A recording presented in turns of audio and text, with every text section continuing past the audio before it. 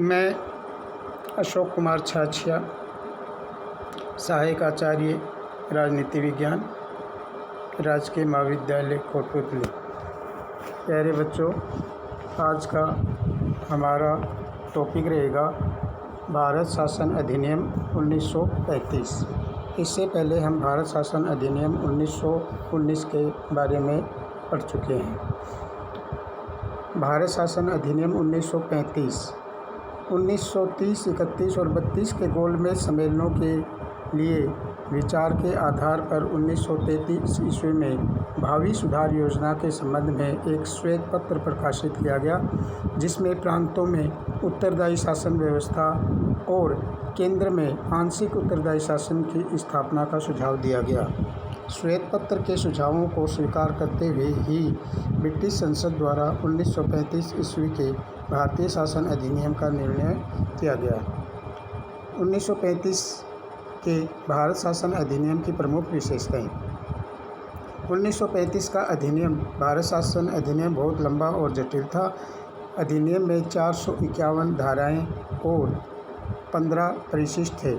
अधिनियम के इतने अधिक लंबे और पेचीदा होने का मूल कारण यह था कि एक ओर तो भारत में बढ़ती हुई राष्ट्रीयता के कारण भारत के लोगों को सत्ता का पर्याप्त हस्तांतरण आवश्यक हो गया था। दूसरी ओर ब्रिटिश शासक या ब्रिटिश सरकार द्वारा शक्ति हस्तांतरण के साथ साथ अपने हितों की रक्षा की पूरी व्यवस्था कर लेना चाहता था। अधिनियम की प्रमुख विशेषताएं निम्नलिखित हैं। पहली है बच्चों, अखिल भारतीय संघ। जैसे मैं आपको थोड़ा सा बता दूं, जैसे भारत आज़ाद हुआ उसके बाद भारत को एक संघ बनाने की प्रक्रिया चली। इसी प्रकार यह सब 1935 के अधिनियम से ही लिया गया है। 1935 के अधिनियम द्वारा यह निर्णय लिया गया कि केंद्र में ब्रिटिश प्रांतों और देशी रियासतों को मिलाकर एक संघ स्थापित किया जाए।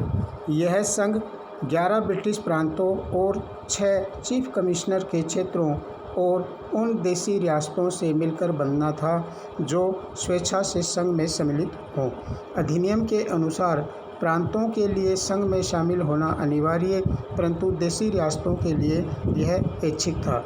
संघ में सम्मिलित होने की इच्छुक प्रत्येक देशी रियासत को एक श्वेत पत्र पर हस्ताक्षर करने होते थे। इस प्रपत्र में शर्तों का उल्लेख किया जाता था जिस पर वह संघ में शामिल होना चाहती थी। संघ की इकाइयों को अपने आंतरिक मामलों में स्वशासन प्राप्त था। संघ और उसकी इकाइयों के विवादों का निर्णय करने के लिए एक संघीय न्यायालय की स्थापना की गई। केंद्र में एक संघीय कार्यकारिणी तथा व्यवस्थापिका की स्थापना भी की गई। सेकेंड है बच्चों, प्रांतीय स्वायत्तता। क्या होती है स्वायत्तता का मतलब अपना खुद का शासन। 1935 के अधिनियम की एक अन्य महत्वपूर्ण और संभवतः एकमात्र संतोषजनक व्यवस्था प्रांतीय स्वायत्तता की स्थापना थी। इस अधिनियम के द्वारा 1919 के अधिनियम की प्रांतों में द्वैध शासन व्यवस्था का अंत कर उन्हें स्वतंत्र और स्वशासित संवैधानिक आधार दिया गया। संपूर्ण प्रांतीय शासन लोकप्रिय मंत्रियों के नियंत्रण में कर दिया गया और गवर्नर से यह आशा की गई कि उनके द्वारा मंत्रियों की सलाह के आधार पर ही शासन का संचालित किया जाएगा। उसे यह भी निर्देश दिया गया कि उसके द्वारा प्रांतीय मंत्रिमंडल का निर्माण प्रांतीय व्यवस्थापिका के बहुमत दल के नेता की सहमति से ही किया जाना चाहिए। मंत्रियों को प्रांतीय व्यवस्थापिका के प्रति उत्तरदायी बनाया गया और यह निश्चय किया गया कि उनके द्वारा सामूहिक उत्तरदायित्व के सिद्धांत के आधार पर कार्य किया जाएगा। इस प्रकार 1935 का अधिनियम प्रांतीय स्वायत्तता की दिशा में एक निश्चित सुधार था, लेकिन गवर्नरों के हाथ में विशेष उत्तरदायित्वों के रूप में कुछ महत्वपूर्ण शक्तियाँ बनी रही। नेक्स्ट है बच्चों, केंद्र में द्वैध शासन की स्थापना। जैसे मैंने आपको बताया था 1919 के जिस अधिनियम द्वारा प्रांतों में द्वैध शासन की स्थापना की गई, उसी द्वैध शासन को 1935 के अधिनियम द्वारा केंद्र में लागू किया गया। कुछ संघीय विवादों यानी विषय जैसे सुरक्षा, वैदेशिक संबंध, धार्मिक मामले तथा कबायली क्षेत्रों की व्यवस्था को गवर्नर जनरल के हाथ में सुरक्षित रखा गया ताकि वह अपने विवेक के अनुसार उनकी समुचित व्यवस्था कर सके और इन विभागों के प्रबंध के लिए वह अधिक से अधिक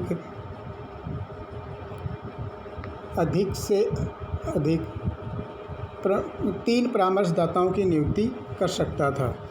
तो इस तरह से बच्चों हम देखते हैं कि जैसे वर्तमान में भी हम ये बात करें तो हमारे यहाँ भी जब भारतीय संघ बना हुआ, भारतीय संघ को राज्यों का संघ कहा जाता है, जिसमें संघीय सूची, राज्य सूची और समवर्ती सूची। तो महत्वपूर्ण विषय जो होते हैं वो है केंद्र को दिए गए हैं और राज्यों से संबंधित जो महत्वपूर्ण विषय हैं वो राज्यों से संबंधित, और जो ये फिर समवर्ती सूची जिसमें केंद्र और राज्य दोनों ही कानून बना सकते हैं, ठीक। लेकिन जिसमें विरोध हो जाए ऐसी स्थिति में तो केंद्र का कानून बच्चों लागू रहता है। संरक्षण और आरक्षण। ब्रिटिश शासन का विचार था कि भारतीयों द्वारा उत्तरदायी शासन का संचालन करने में गंभीर त्रुटियां हो सकती हैं। इसके अतिरिक्त वे अनेक अल्पमत वर्गों के हितों की रक्षा के लिए ही लगे रहेंगे। अतः अधिनियम द्वारा गवर्नर जनरल तथा गवर्नरों को विभिन्न परिस्थितियों में केंद्र एवं प्रांत के उत्तरदायी शासन में हस्तक्षेप करने के व्यापक अधिकार प्रदान किए गए। गवर्नर जनरल और गवर्नरों के ये व्यापक अधिकार ही अधिनियम के संरक्षण एवं आरक्षण थे, ठीक। नेक्स्ट है बच्चों विधानमंडलों और मताधिकार का विस्तार। अधिनियम के द्वारा संघीय व्यवस्थापिका के 2 सदनों की व्यवस्था की गई, जिसमें से एक संघीय विधानमंडल और दूसरी राज्य परिषद थी। ये बच्चों वैसा ही है जैसे हम वर्तमान में देखते हैं कि हमारी जो व्यवस्थापिका है यानी संसद है उसके 2 सदन रखे गए हैं, जैसे लोकसभा और राज्यसभा। वर्तमान में हम इसको लोकसभा और राज्यसभा के नाम से जानते हैं और उस समय इसके संघीय को 2 अलग अलग नामों से, जैसे दूसरी केंद्रीय संघीय विधानसभा और राज्य परिषद का नाम दिया गया है, ठीक है बच्चों। तो इस प्रकार से इस संघ की केंद्रीय विधानमंडल को द्विसदनात्मक बनाया गया। तो इसमें से केंद्र में जो विधानसभा के सदस्यों की संख्या 375 और राज्य परिषद के सदस्यों की संख्या 260 निर्धारित की गई। वर्तमान में यह सदस्य संख्या 352 कह सकते हैं, बाकी 343 पे इलेक्शन होते हैं, 2 राष्ट्रपति द्वारा मनोनीत किए जाते हैं और ऐसे ही जो अपनी है उसकी सदस्य संख्या, राज्यसभा है उसके सदस्यों की संख्या 250 रखी गई है। तो उस तरह से ये सारी की सारी उस 1935 के अधिनियम से ही ली गई है। इसमें भी क्या होता था कि प्रांतों में 11 में से 6 विधानमंडलों को 2 सदस्यों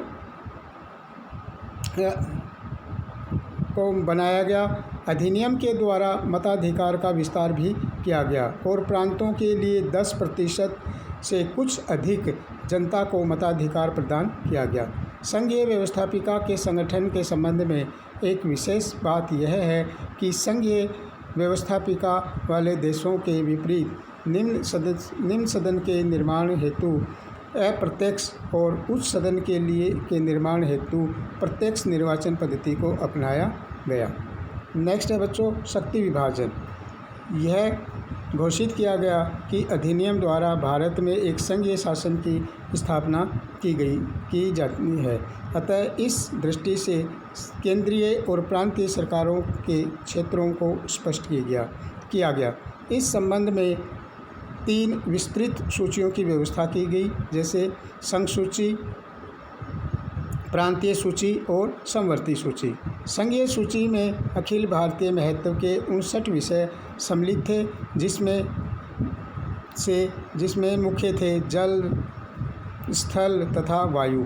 ऐसे ही हम बच्चों वर्तमान में देखते हैं तो हमारी जो संघीय सूची है उसमें 395 विषय रखे गए हैं। संघ सूची के अलावा एक अन्य सूची होती थी जो रखी गई जिसको कहते हैं राज्य सूची। राज्य सूची जिसमें हम वर्तमान में इसको राज्य सूची कहते हैं, लेकिन उस समय इसको प्रांतीय सूची कहा जाता था। प्रांतीय सूची में स्थानीय महत्व के 54 विषय थे, जिसमें शांति, न्यायालय, प्रांतीय लोक सेवाएं आदि रखी गई थी।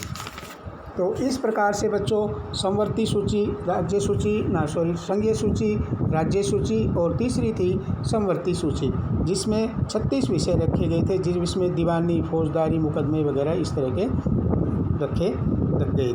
तो इस तरह से बच्चों आज का जो हमारा टॉपिक है भारत शासन अधिनियम, उसकी कुछ विशेषताओं का अपन अध्ययन कर रहे थे, जो आज यहीं फिनिश होता है। नेक्स्ट कल। धन्यवाद बच्चों, थैंक यू।